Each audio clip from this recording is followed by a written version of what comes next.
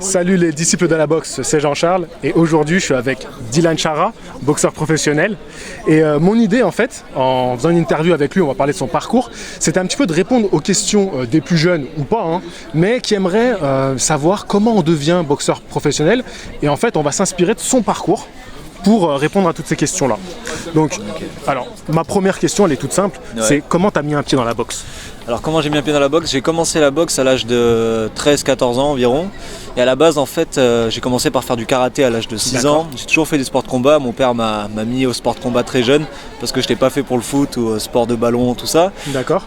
Donc il m'a mis au karaté parce que lui aussi pratiquait ça. Et j'ai fait beaucoup de compétitions entre mes 6 et 13 ans du coup. Ouais. Et à 13 ans il y avait un championnat du monde de Brahim Asloum au Canet. D'accord.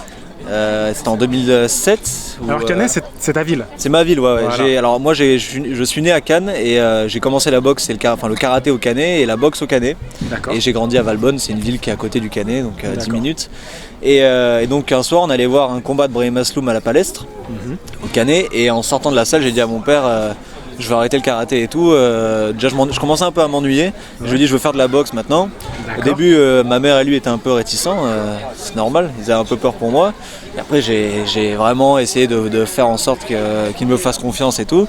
Et puis j'ai mis un pied dans la boxe, dans la salle de boxe du Canet 3 mois après. Et directement j'ai été mordu quoi. J'ai fait mon premier entraînement et j'ai tout arrêté. Je faisais du skate et du karaté à côté, j'ai tout arrêté. Et en fait j'ai retrouvé dans la boxe le même esprit d'art martial de combat que j'avais dans le karaté, mais avec un challenge physique et psychologique encore plus important. D'accord. Donc là quand tu as fait tes premiers entraînements, tu avais à peu près quel âge? J'avais 13 ans et demi. D'accord. 13 ans et demi, ouais. Au début, c'était de la boxe éducative au début. T'estimes toi que c'est un bon âge pour commencer à mettre les gants? Moi ça m'a parfaitement convenu. Moi je trouvais que c'était bien parce que j'étais assez grand pour comprendre les risques des coups, comprendre les règles de la boxe, comprendre que mon entraîneur de l'époque, à l'époque me disait vraiment que c'était toucher sans se faire toucher, la base du noblard, et j'étais capable de le comprendre. Je sais pas si à l'âge de 6, 7 ans, 8 ans, si j'avais commencé la boxe plus tôt, j'aurais été apte à comprendre les risques de ce sport. Et voilà, donc ça m'a permis aussi j'étais très fougueux et tout. Tu penses que le côté d'avoir commencé par le karaté, ça t'a aidé ou la transition elle a été difficile? Moi je pense que ça m'a aidé. Déjà parce que j'ai eu très jeune, à l'âge de 6 ans, j'avais fait ma première compétition de karaté et directement j'ai été imprégné par l'esprit du combat, de la compétition, voilà, et j'étais passionné de Bruce Lee, de tous les documentaires sur les arts martiaux et tout.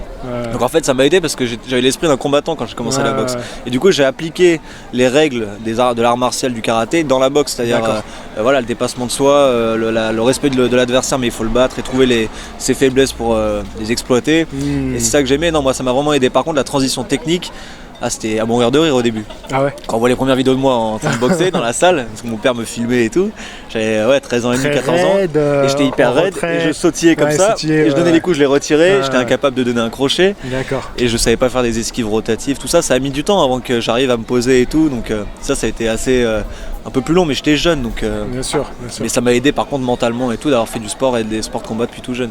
D'accord. Alors tout à l'heure tu as dit boxe éducative, avant que je te pose une question, et après tu es passé à la boxe du coup amateur, maintenant qu'on appelle boxe olympique. Et alors combien t'as fait de combats, comment ça s'est passé à ce moment-là? Alors en boxe amateur? Ouais. Alors j'ai fait mon premier combat amateur à 14 ans du coup, parce qu'à l'époque on devait passer amateur à 14 ans, enfin on pouvait passer amateur à partir de l'âge de 14 ans. Et j'ai fait, je suis passé pro à 20 ans pile, donc à 20 ans et 2 mois exactement. D'accord. Et j'ai fait du coup 6 ans en amateur et j'ai fait 45 combats amateurs à peu près. 45 je crois, entre 40 et 45. Et du coup j'ai commencé, mon premier combat en amateur c'était pour les championnats régionaux, le championnat régional de la région PACA. Et donc j'étais cadet et on n'était que 3 ou 4 dans la poule, j'étais à 57 kilos. Et du coup j'ai fait mon premier combat en championnat que j'avais gagné, mais pour moi je pensais être préparé en arrivant sur le ring, je pensais être bien préparé.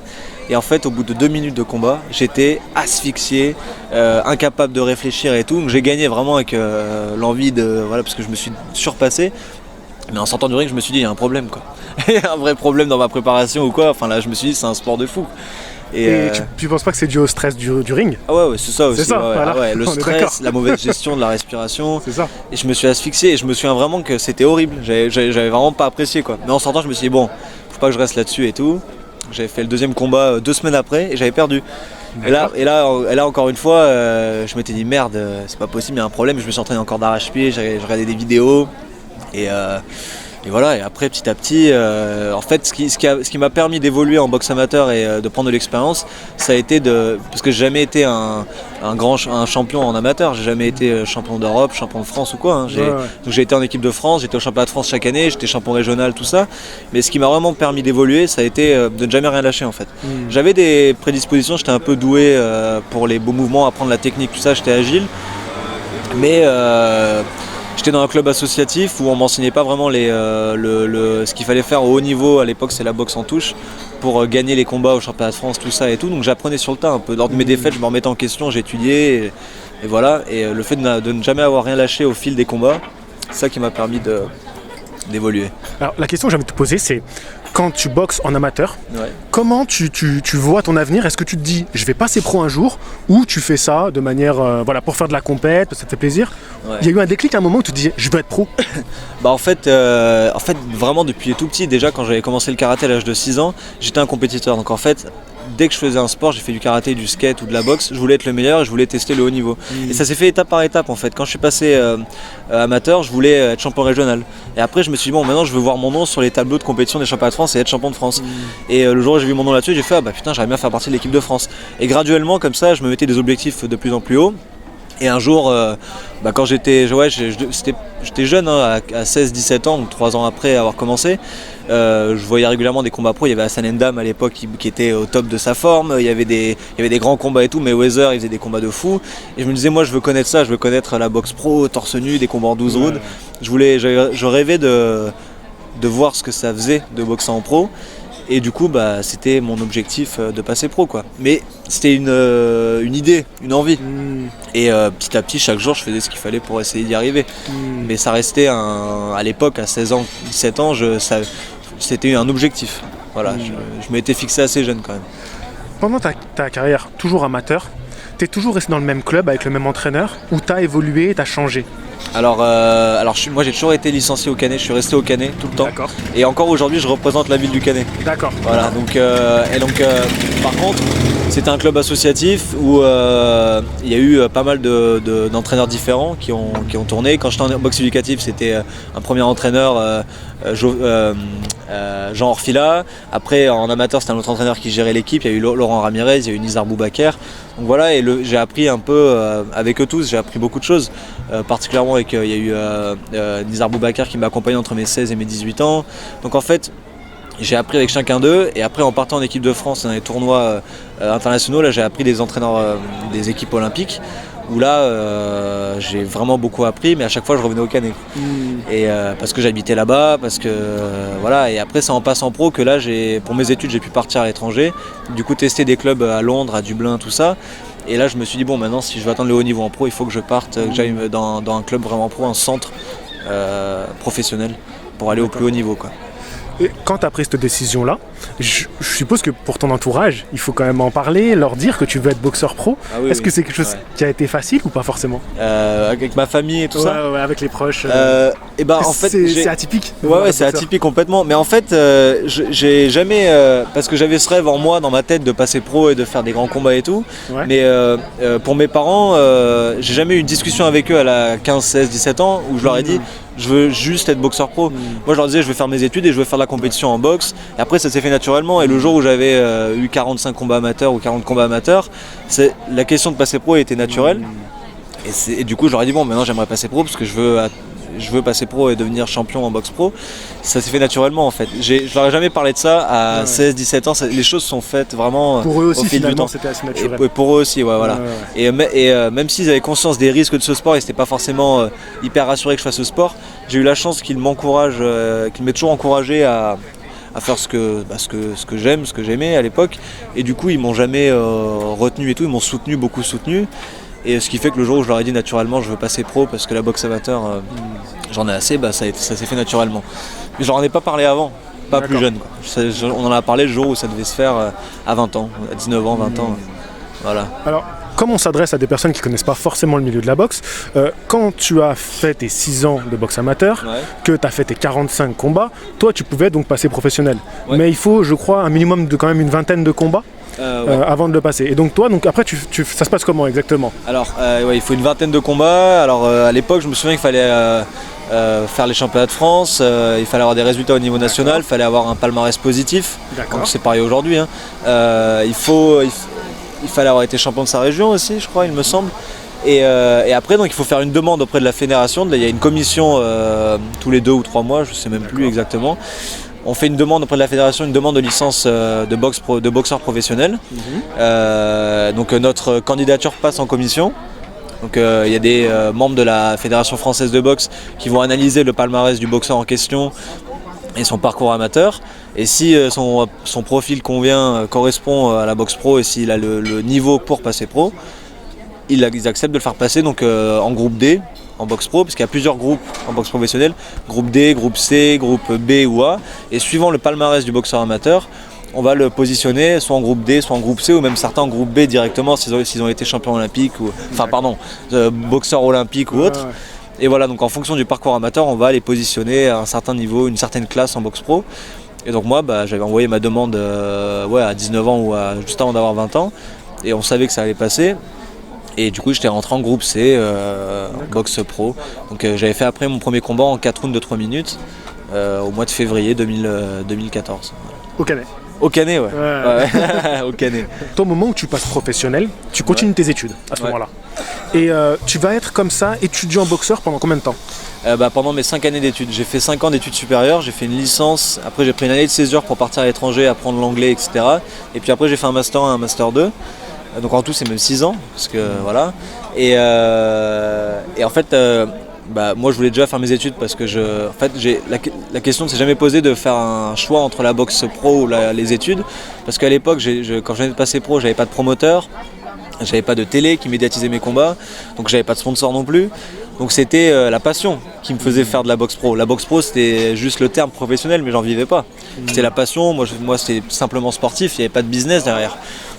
Donc pour moi c'était normal de continuer mes études et même pour mes parents et pour tout le monde. Et du coup la question, j'allais en cours la journée, je m'entraînais le matin ou le soir, tous les jours. Et j'étais obligé de concilier les deux si je voulais avoir un avenir dans la boxe ou à l'extérieur.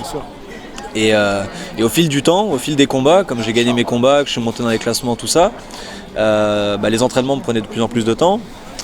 Et petit à petit je pouvais vivre de mon sport et du coup j'ai demandé à avoir des horaires aménagés dans mes études et voilà, et après les choses sont faites encore une fois naturellement quoi.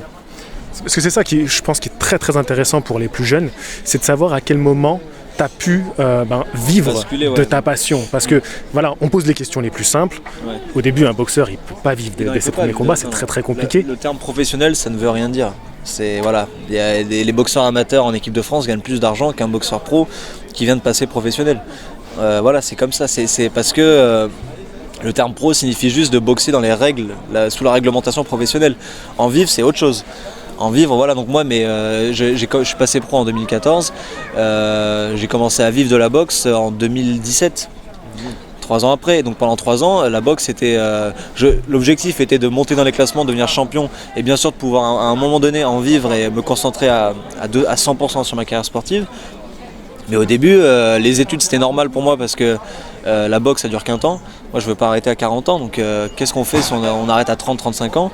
Après il y a une deuxième vie derrière. On va pas ne rien faire. Je vais pas boxer à 40 ans, donc pour moi dans ma tête je voulais être serein et me dire après la boxe, j'aurai autre chose, je pourrais faire autre chose et j'aurai un diplôme pour me sécuriser, etc. Et deuxième chose, ça me permettait aussi, au cas où y a une blessure ou quoi, de me dire j'aurais fait ce qu'il fallait pour être pro et réussir. Et si jamais je me blesse, j'ai autre chose derrière, je vais pas me déprimer et me dire que ma vie est finie. Bien sûr. Voilà, c'était important de penser. Mais j'ai jamais pensé qu'à l'argent en fait. Au début, c'était vraiment la passion du sport et l'argent est venu naturellement après. Après j'ai eu un promoteur, il y a Sébastien Carès, après on était rentrés en contact, on travaillait ensemble. Déjà quand j'étais amateur, il me faisait boxer dans ses galas et tout. Et après il m'a fait faire pas mal de combats, puis à un moment donné il m'a fait une proposition de contrat en fait. Alors, avant d'aller trop vite, juste Réexplique un peu le rôle du promoteur, parce que ça, c'est peut-être l'élément clé dans la carrière d'un boxeur, c'est trouver le promoteur avec qui il va travailler. Au début, quand je suis passé pro, j'avais pas de promoteur, c'est-à-dire que mes combats étaient organisés, par exemple, mon premier combat à pro a été organisé et financé par la salle associative dans laquelle j'étais licencié, c'est-à-dire par la salle de boxe du Canet, qui vit des subventions de la mairie. Et grâce à ces subventions, ils ont pu financer mon premier combat pro. Mais bien sûr, c'était donc du coup c'était dans une salle associative et un public qui avait peut-être 150 personnes. Donc le but ce n'était pas de gagner de l'argent, c'était de tout faire pour m'organiser mon premier combat pro. Il n'y avait pas de moyens derrière. Faire un palmarès en fait. Me faire un palmarès, voilà, c'est ça, exactement. Et donc le promoteur, lui, c'est la personne dont son business, le métier, c'est d'organiser et de financer des soirées de boxe professionnelles, de les médiatiser, de les vendre à des sponsors, à des partenaires et aux télés, pour les médiatiser et leur donner un impact vraiment médiatique important pour amener plus d'argent du coup dans la soirée. Et en fait c'est un cercle vertueux puisque c'est un bénéfice pour tous, pour le promoteur et pour les boxeurs qui eux sont médiatisés. Du coup il y a des sponsors qui arrivent, il y a plus de public, il y a l'image qui se crée, tout ça. Donc le rôle du promoteur c'est vraiment de financer et d'organiser les combats professionnels des boxeurs dans des soirées de boxe pro. Voilà.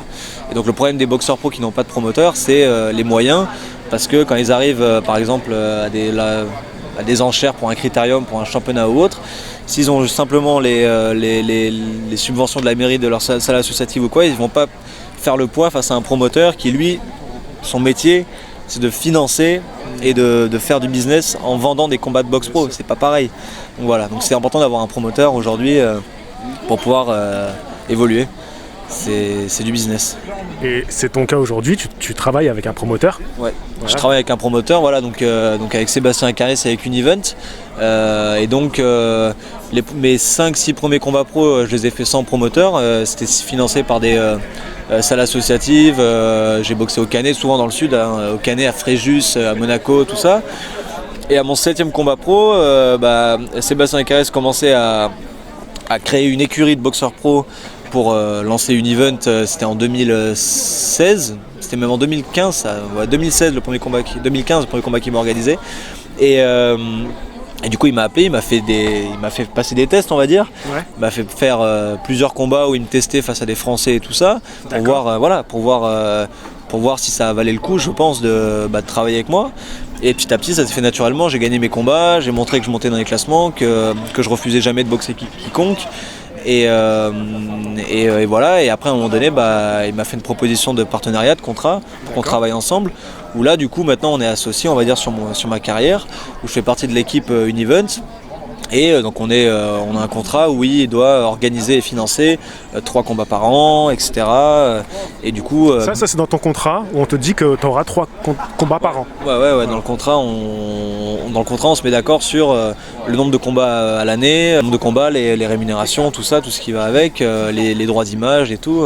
D'accord. Ça c'est dans le contrat de promotion. Et voilà, et après il y a donc c'est des contrats ça dépend, des boxeurs signent des contrats d'1 an, 2 ans, 3 ans, ça dépend. Et voilà, le but c'est le promoteur t'accompagne et te permet d'évoluer dans ta carrière et de respecter ton plan de carrière. Si le plan de carrière c'est d'être champion du monde, le boxeur faut qu'il passe les étapes, mais le promoteur c'est la personne qui va permettre d'organiser le championnat de France, le championnat de l'Union Européenne, le championnat d'Europe, intercontinental. Et voilà, et de faire en sorte que le boxeur n'ait à se soucier que de son entraînement, en quelque sorte. C'est ça. Voilà. Alors, avant qu'on parle de ces étapes-là qui sont champion Union Européenne, champion d'Europe, toi, tu es concerné par ça. J'aimerais qu'on parle un petit peu, parce que boxeur professionnel aussi, c'est une équipe professionnelle autour de lui. Et toi, aujourd'hui, tu es dans un club particulier à Lyon. Donc justement, on est à Lyon aujourd'hui. Donc tu as quitté le Canet pour Lyon. Ouais. Et cette partie-là, du staff qui est autour de toi, j'aimerais bien que tu nous en dises plus. Le plus important en fait pour un boxeur quiconque qui souhaite passer pro un jour, avant de parler de promoteur, tout ça, ça n'a rien de tout ça. C'est l'entraînement déjà, le caractère du boxeur, son envie d'y arriver, etc. Et après, c'est l'équipe qui est autour, parce que le boxeur est seul sur le ring, mais tout le travail qu'il fait dans l'ombre, c'est avec une équipe. Il y a l'entraîneur principal qui vient perfectionner sa technique, améliorer ses défauts et qui va lui donner une vision extérieure, le kiné, le préparateur physique, tout ça. Et moi au début j'étais dans la salle du Canet où c'était une salle qui était géniale pour commencer la boxe, les gens sont bienveillants, c'est une famille. Mais à un certain moment, même le président de mon club a dit ouais Dylan, si tu veux aller au haut niveau, à un moment donné, il faut. Et j'étais d'accord avec lui, même moi, c'est ce que je recherchais. Et donc, je suis parti à Londres pour trouver une équipe de professionnels autour de moi. J'ai pas mal bougé. Et en fait, Sébastien Carès, mon promoteur, m'a mis en relation avec Faisal Omrani, l'entraîneur de Michel Soro, pour qu'on travaille ensemble à Lyon. Et du coup, on s'est rencontrés. Alors moi, j'en ai profité pour faire mon master, mes études à Lyon. D'accord. Donc je suis venu m'installer à Lyon, on s'est rencontrés, ça a matché et moi j'étais plus qu'heureux parce que Faisal a entraîné Michel Soro. Moi j'étais fan de la boxe de Michel Soro et Faisal c'est un entraîneur qui a toujours tout fait pour faire de son métier d'entraîneur son occupation principale toute la journée, que ce soit son métier et pas un hobby. Et du coup, il était dédié vraiment à ça, à entraîner les boxeurs pros, à former les boxeurs amateurs pour passer pro. Et son travail, son métier, c'est ça. Il a constitué une équipe qui permet aux boxeurs d'être dans l'environnement parfait pour évoluer. Donc aujourd'hui, il y a Faisal comme entraîneur principal. Il y a Kid qui est entraîneur lui aussi en boxe technique, etc. Il y a Julien Aldeguer qui est préparateur physique et kiné. Donc il y a toute une équipe vraiment pro et ils ont leur salle donc Cross Counter qui est à Villeurbanne, qui est ouverte de 9h du matin à 22h le soir et leur cœur de métier c'est d'aller chasser des belts, de former des champions pour aller gagner des ceintures. Et donc voilà, donc ce que je voulais dire par là c'est que le plus important avant de parler de promoteur et tout ça, c'est la volonté du boxeur à y arriver. Et après, d'avoir une équipe qui ait la même vision et qui puisse l'amener à ce niveau-là. Parce que c'est important d'être entouré par un entraîneur et un préparateur physique et tout ça qui ont la même perspective d'avenir que toi. Le même désir d'évolution et les compétences aussi. Donc voilà. Donc j'ai eu la chance vraiment de rencontrer mon équipe, l'équipe avec laquelle je travaille aujourd'hui. Parce que depuis 4 ans, en fait, je suis juste épanoui comme jamais de travailler avec eux. Et surtout, alors que ce soit humainement ou sportivement, on s'entend à merveille. Et surtout, on a la même vision des choses qui est de devenir champion et de tout faire pour. Donc on s'entraîne matin et soir tous les jours. Et on cherche à s'améliorer chacun dans notre métier. Donc moi, c'est en tant que boxeur pro, Faisal, c'est en tant qu'entraîneur, Julien en tant que kiné ou ostéo, préparateur physique. Et voilà, et ça, c'est important. Voilà, c'est hyper important. Donc si j'ai un conseil à donner, il ne faut pas avoir peur à un moment donné de partir de la salle dans laquelle on a commencé si elle est plus adaptée au projet sportif qu'on a. Voilà, il ne faut pas avoir peur de le faire tant que c'est fait humainement, dans le respect. Moi je te propose qu'on en reste là pour ce sujet et qu'on fasse une deuxième partie plus sur toi aujourd'hui maintenant, ta boxe, ton évolution et ce que tu vises maintenant, si tu es d'accord. Donc on en reste là, je trouve que c'était des questions un peu plus générales et maintenant on va vraiment parler de toi. Donc je vous ferai une deuxième partie, donc je vous dis à la prochaine. Fighting. Je vais te dire un truc que tu sais déjà. Le soleil, les arcs-en-ciel, c'est pas le monde. Il y a de vraies tempêtes, de lourdes épreuves, aussi grand et fort que tu sois, la vie te mettra à genoux et te laissera comme ça en permanence si tu la laisses faire. Toi, moi, n'importe qui. Personne ne frappe aussi fort que la vie. C'est pas d'être un bon cogneur qui compte. L'important, c'est de se faire cogner et d'aller quand même de l'avant. C'est de pouvoir encaisser sans jamais flancher. C'est comme ça qu'on gagne.